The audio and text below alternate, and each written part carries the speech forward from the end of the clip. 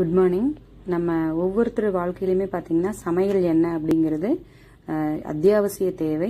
இப்போ நம்ம எல்லாருமே நம்ம வீட்டில் வந்து சமையல் எண்ணெய் பயன்படுத்தி தான் உணவுப் பொருள் எல்லாமே சமைக்கிறோம்.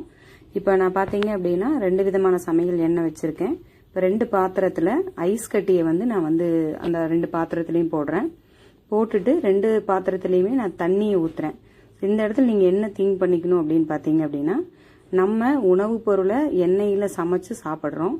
சாப்பிட்டதுக்கு அப்புறம் பார்த்தீங்கன்னா நம்ம ஒரு குளிர்ந்த நீரோ அல்லது ஐஸ் வாட்டரோ ஐஸ்கிரீமோ இந்த மாதிரி விஷயங்கள்ல வந்து நம்ம சாப்பிட்றோம். இப்போ நான் ஒரு பாத்திரத்தில் பார்த்தீங்க அப்படின்னா நம்ம ஆர்டினரி கடையில் விற்கிற எண்ணெய் வந்து பார்த்தீங்கன்னா கலந்துருக்கேன். இன்னொரு பாத்திரத்தில் வெஸ்டீஜினுடைய ரைஸ் பிரான் ஆயிலை கலக்கிறேன். இப்போ இந்த 2 பாத்திரத்துலேயுமே தண்ணி, ஐஸ் கட்டி, அடுத்தது பார்த்தீங்கன்னா ஆயில் ஊற்றிருக்கோம். ஸோ இப்போ இந்த 2யுமே பார்த்தீங்கன்னா நல்லா கலக்க போகிறோம். இந்த ஐஸ் கட்டியெல்லாம் நல்லா கரையிற அளவுக்கு 2யுமே நல்லா கலக்க போகிறோம்.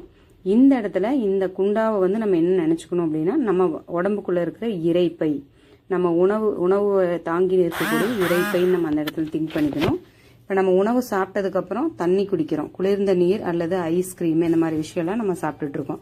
அது இப்போ ஒரு ஃபேஷனாகவே வச்சுட்டாங்க எல்லாருமே. ஒரு ஃபங்க்ஷன் இங்கெல்லாம் போயிட்டோம் அப்படின்னா சாப்பிட்டு முடிச்சோடனே ஐஸ்கிரீம் சாப்பிடல அப்படின்னா அதை வந்து ரொம்ப இதாக நினைக்கிறாங்க. கட்டாயம் ஐஸ்கிரீம் சாப்பிட்றாங்க எல்லாம். இப்போ அது சாப்பிட்றதுனால என்ன ஆகுங்கிற விஷயத்த தான் இப்போ நம்ம பார்க்க போகிறோம். நார்மலாக வீட்டில் இருந்தோம் அப்படின்னா தண்ணி குடிப்போம், கூலிங் வாட்டர் குடிப்போம். இது குடித்தாலும் என்ன நடக்குங்கிறதான் பார்க்க போகிறோம். இப்போ ஆர்டினரி கடையில் வாங்குற எண்ணெயை வந்து நம்ம தண்ணியோட மிக்ஸ் பண்ணி அதை கலந்துட்டுருக்கோம். இப்போ அதை நல்லா கலக்கும்போது பார்த்தீங்கன்னா அதில் இருக்கக்கூடிய நல்ல கொழுப்புகள், கெட்ட கொழுப்பு இதெல்லாம் வந்து பார்த்தீங்கன்னா வெண்ணெய் மாதிரி தெவஞ்சு வந்துடும் நமக்கு. அதுதான் நீங்கள் நல்லா பார்க்குறீங்க. நீங்களும் உங்கள் வீட்டில் கூட இந்த விஷயத்தை நீங்கள் செஞ்சு பார்க்கலாம். செஞ்சு பார்த்தீங்க அப்படின்னா தான் நீங்கள் சமைக்கிற எண்ணெயினால் உங்களுக்கு என்ன பலன் கிடைக்குதுங்கிறத நீங்கள் உணர முடியும். இப்போ அடுத்தது பார்த்தீங்கன்னா வெஸ்டீஜினுடைய ரைஸ் பிரான் ஆயில் வந்து நம்ம கலக்கிறோம். ஸோ இந்த ஆயிலுக்கு நிறைய பார்த்தீங்கன்னா நல்ல குணநலன்கள் இருக்குது. இதை வந்து அடுத்த வீடியோவில் நீங்கள் அதில் பார்த்து தெரிஞ்சுக்கலாம். ஸோ இது சிம்பிளாக சொல்லணும் அப்படின்னா ரைஸ் பிரான் ஆயில். ரைஸ் பிரான் ஆயில் அப்படிங்கிறது சிவப்பு அரிசி உமியிலிருந்து எடுக்கப்பட்டது. இயற்கையாகவே இந்த எண்ணெய் வந்து பார்த்தீங்கன்னா நம்ம உடம்புக்குள்ள சுத்திகரிக்கக்கூடிய வகையில் வந்து இதை வந்து தயாரிச்சிருக்காங்க. இந்த எண்ணெயை உலக சுகாதார நிறுவனம் அங்கீகரிச்சிருக்காங்க. இப்போ ஜப்பானில் பார்த்தீங்க அப்படின்னா ரைஸ் பிரான் ஆயில் தான் ரொம்ப இதயத்தோட நண்பன்னு சொல்லி எல்லாருமே ரைஸ் பிரான் ஆயில் தான் யூஸ் பண்ணிட்டு இருக்காங்க. ஏன் அது பெஸ்ட் அப்படிங்கிறது இந்த வீடியோ முடியும் போது நீங்கள் கண்டிப்பாக தெரிஞ்சுக்குவீங்க. ஸோ இந்த 2 ஆயிலையும் நம்ம வந்து கலக்கிட்டோம்.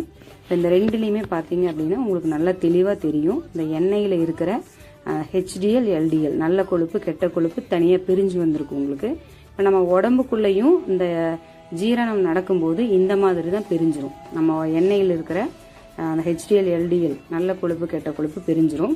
இதை நம்ம என்ன பண்ண போகிறோம் அப்படின்னா அடுப்பில் வச்சு சூடு பண்ண போகிறோம்.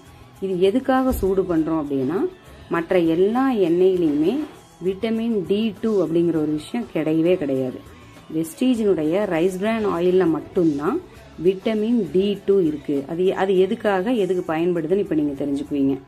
இப்போ எல்லாமே சாப்பிட்டு முடிச்சிட்டோம். தண்ணியும் ஐஸ்கிரீமும் குடிச்சதுக்கப்புறம் நம்ம உடம்புல இந்த மாதிரி கொழுப்புகள் வந்து படிமங்களாக படிஞ்சுக்கும். படிமங்களாக படிஞ்ச கொழுப்பு இப்போ நம்ம வெளியில் போகிறோம் அப்படின்னா நம்ம உடலில் சூரிய ஒளி பட்டுச்சு அப்படின்னா நம்ம உடல் மேலே வெப்பம் படும்போது அந்த கொழுப்பு படிமங்கள் உள்ளே படிஞ்சிருக்கிறது. அந்த வெப்பம் பட்ட உடனே அது கரைஞ்சு நம்ம உடம்புல பார்த்தீங்க அப்படின்னா படிமங்களாக தங்காது. அது எதுலேன்னு பார்த்தீங்கன்னா இந்த ரைட் சைடு இருக்கிற ரைஸ் பிரான் ஆயிலில். இப்போ 2 எண்ணெயுமே பார்த்தீங்கன்னா நம்ம இப்போ எடுத்து வச்சுருக்கோம். ஒரு எண்ணெய் சூடு பண்ணியிருக்கோம். இந்த ரைஸ் பிரான் ஆயில் வந்து பார்த்தீங்கன்னா திரும்ப அதனுடைய தன்மைக்கே வந்துருச்சு. அதுக்குள்ளே இருக்கக்கூடிய உட்கூறுகள் மாலிகூல்ஸ்ன்னு சொல்லுவாங்க, அது உடையறதே கிடையாது. பட் இந்த எண்ணெயில் பார்த்தீங்க அப்படின்னா இந்த எண்ணெய் அப்படி கலந்து கலங்களாக நின்றுட்டு இருக்கு. இப்போ இதில் இருக்கிற கெட்ட கொழுப்புகள் நம்ம உடம்புல படிமங்களாக தங்கி தான் இன்னைக்கு